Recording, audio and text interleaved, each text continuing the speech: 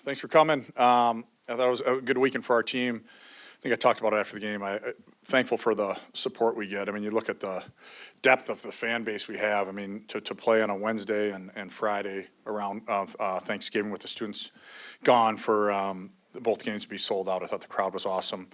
Really liked our start on Wednesday. I thought we got to our game. We executed at a high level, and then I thought on Saturday we're even better, and that's what it's about. Keep growing, and obviously excited about this weekend. It's a special rivalry. Feel thankful to be a part of it. I think that's one of the things that across all of our sports, right? Is it forces you to be at your best, and that's the goal going into the weekend. And I'm sure that's their goal to going into the weekend. So should be a great test. I know both buildings will be packed and full of energy and juice.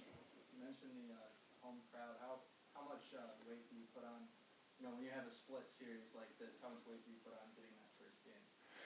Well, I think for us, it's always just whatever the next game. Doesn't matter home, road, right? Obviously, we want to play good at home, but all you can control is we got practice tomorrow. We had a great practice today, and we'll have a great practice tomorrow, and then play the game that's ahead of you. So I don't think you put too much weight on one or the other. I think these games are always close and tight and competitive, and obviously they have a heck of a team. They've had a heck of a season, and be a really good test for our group.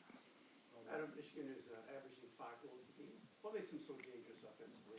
Their success so far? Well, I think they got a lot of depth for sure on their team, right? And you look at some of the guys that on their team that have a history of scoring. There's a lot of guys there and throughout their lineup, and I think they do a good job with the puck and taxing you for sure. So they got speed and they're competitive and they're very good on the power play. I think that's critical in series like this, right? Is you gotta you gotta try to limit opportunities that they get power plays and because definitely have a group that can execute. How do you counter that, though, as far as when it's 5-on-5? Well, I mean, I think you can't give them chances. Any good team, right? Like they're going to earn enough on their own because they're talented, right? So we got to make sure that we play our brand, and I think we're a team that generates a lot too as well, And so we got to make sure that we don't give them chance. They make sure if they're getting opportunities, they earn them. They're going to get enough on their own, and then be ready for for us to get to our offensive game as well.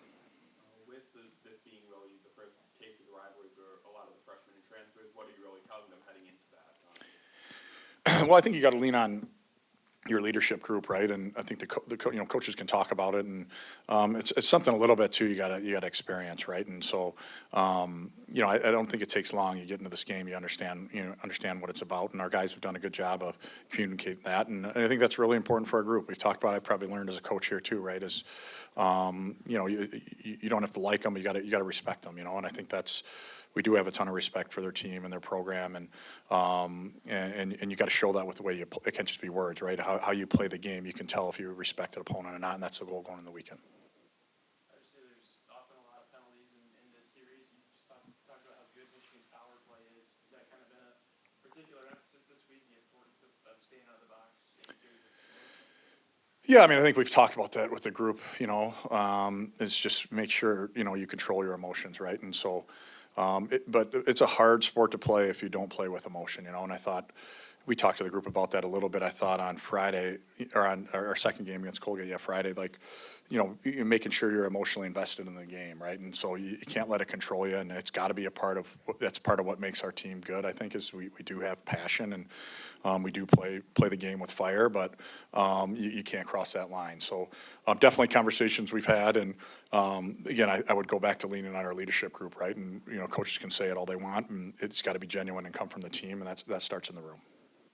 Their DO activate on the rush a lot. How do you make sure you're making all the right decisions in transition and keeping those from affecting? Yeah, I mean, they got some guys definitely that look to jump, and I think that's pretty normal in our conference too, right? You look at across our conference, like they got a lot of teams that want to play that way, and so, I think it starts with trying to make them defend, right, and trying to hang on to pucks and manage pucks and not force offense, and believe that hey, if you play the right way, you're going to be able to create some opportunities. And I think that goes back to, any good team you're playing, they're going to be able to generate enough on their own. Don't fuel it by your decisions. I'm sure you remember your first shift against Michigan. What was it like?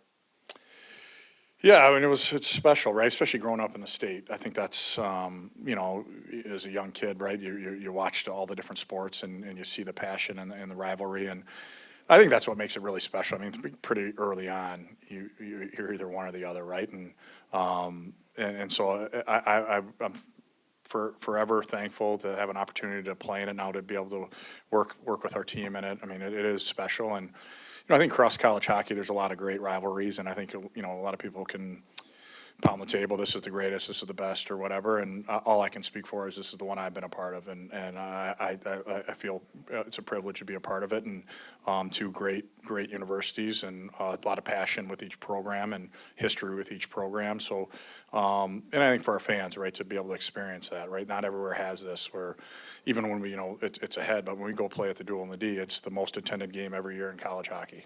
I think that speaks for itself. Do you remember that little flutter in your stomach when you're waiting to get on the ice for first? Yeah, no, definitely. And I thought, again, going back to it, you know, I was a transfer, so some of the guys explaining it to you and trying to help you understand it. But, you know, until you really, the first starts flying there, is, you know, that's when you really feel it. During practice, you told the guys if you do something, you control the game. I didn't catch what it was, but what did you tell them? Well, I think that's just the goal for any team, right? You want to try to control the game, and you know, I think when we're at our best, you know, we can pressure the puck and we can be on top of teams, you know, and I think that's our goal, and I think that's most good teams' goal, right? They want to try to control it. So, and I think the longer that's the goal going into the game, right? You don't want things to happen by chance. You want to make sure you're dictating how the game is played, and tough task when you're playing good teams for sure. And there's going to be moments where momentum on each side of it. We've seen it in this series, and but I think that, again, that's for our guys to really enjoy that and embrace it. And at the end of the day, this is what drives you to continue to improve as a program. What was the game you remember most about playing them as a player? Was there one in particular? I think it was the one, I feel like at the Joe, I think Colton Freder scored a winning goal in overtime. I think they all were fun. I mean, I think, obviously they always had good teams. We had good teams when we were here, and competitive and passionate. And again, it's hard to like put it into words, right? Until you actually live it as a player. And then now, you know, the game's about the guys. It's not about the coaches here, but the guys. I'm excited for them to, you know, we got a lot of new guys, and as do they, to experience it. It'll be a great weekend. You mentioned the conversations preparing, guys who haven't been in this game for the rivalry. I guess, what are those conversations kind of look like? Well, I think for us, you know, our message has been pretty consistent with our group, right? It's like, we every time we put the jersey on, we want to play our best. Does it mean you're going to win? No. But we want our best effort, our best attitude, our most competitive, our most detailed, every shift. And that's the goal, regardless of who you're playing, right? And I think that's our mentality going into the weekend. And obviously knowing that, you know, we're playing not only rival, but, you know, a team that's having a really good season, right? It's going to be a great test for us, and we're excited because that's what you want. You want to find stuff out about your group, and I'm sure there's going to be some things we like about our group this weekend. I'm sure there's going to be things that we don't like, and that's our job, to help our group, you know, reinforce the things we're doing well, and continue to work on the things that we got to keep working on. It's your last game before the GLI for a long break there. Can you go a little harder this weekend, knowing that we don't have a series to worry about next week, or guys that are maybe right on the edge, you can push them into the play? Yeah, I mean, I think we try to each weekend, right? Try to play it like it's your last. I mean, I think, you know, in sports, it's pretty fleeting. You never know when it's going to be your last game, your last opportunity, right? So, and the way our schedule sets up, right? We play on weekends, you know, typically Sunday's an off day, and that's your day to recharge. So, but I think it is. I do think the concept of finishing strong the first half is important, right? And you know, obviously after we play, our guys got finals. That'll be the message there, right? They can finish strong in the classroom and make sure you do things the right way. And we got an opportunity to do that this weekend.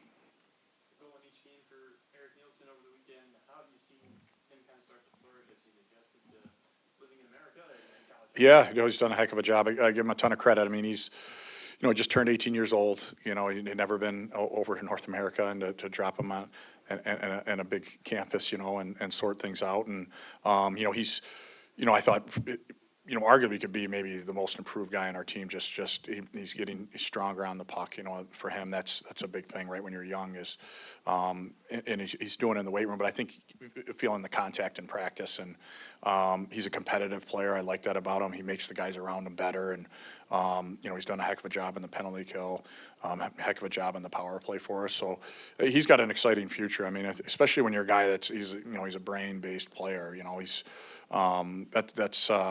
that's hard to teach and hard to find, right? So when you got a big, great hockey brain, and you're competitive, and you know, I think he really enjoys winning too. I like that about him. I think that's his goal when he comes to the rink. He wants to help the team win. So he's taken some great strides, you know, this first half, and I think he's going to continue to improve.